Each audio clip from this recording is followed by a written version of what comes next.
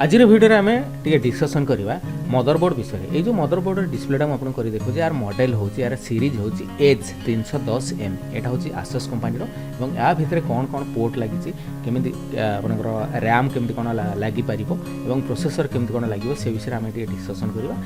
यहाँ जो मॉडल हूँ आप H310 मॉडल।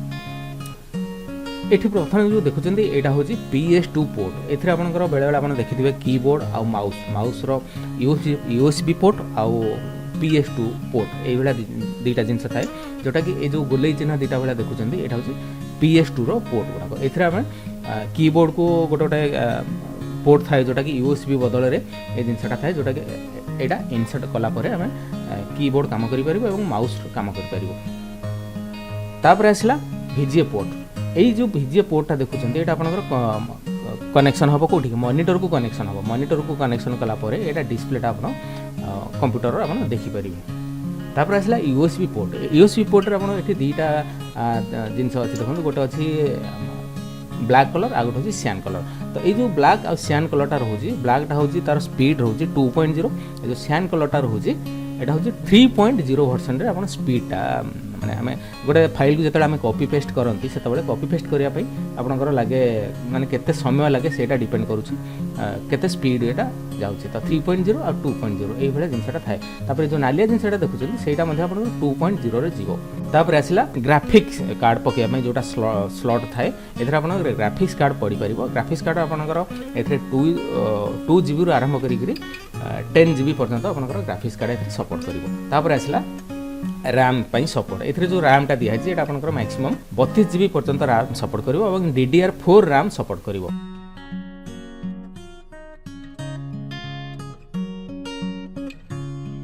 तापर आसला प्रोसेसर स्लॉट। ये जो प्रोसेसरटा आप देखुं ये आपंकर i3 प्रोसेसर पड़ पार i5 प्रोसेसर पड़ पार और i7 प्रोसेसर पड़ पार किंतु जेनेरेशन पड़ो आपंकर केवल 8 आउ 9 जेनेरेशन पर्यंत पड़ पार। Third generation 4th 5th 6th 7 ए जेनेरेशन गुड़ा पड़ पार ना केवल जेनेरेशन आपंकर पड़ पार ए 8 आउ 9 i3 रो 8 कि 9 जेनेरेशन i5 रो 8 कि 9 जेनेरेशन और i7 रो 8 कि 9 जेनेरेशन 10 जेनेरेशन ए सपोर्ट करिवो नाही।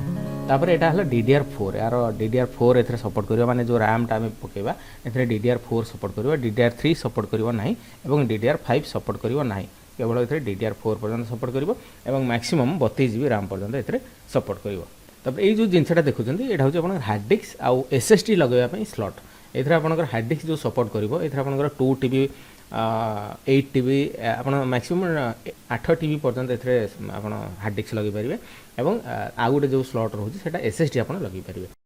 तापर ये जो जिनसा देखुं यहाँ हूँ घंटार बैटेरी आप जानते गोटे माने सबू CPU रे गोटे टाइम थाए टाइम शो करे जब घंटाटा न जो बैटेरीटा जब न आपंकर घंटाटा शो करना ना तेणु यहाँ हूँ कंपलसरी पकाई पड़ो यहाँ न पकड़े आपंकर CPU स्टार्ट हेनी। तापर ये जो 3टा स्लॉट देखुं यहाँ हूँ म्यूजिक गोटे इनपुट गोटे आउटपुट और गोटे रेकर्डिंग करने एथर आपंकर म्यूजिक शुणापी और रेकर्डिंग करने आउटपुट भाव में यूज करें।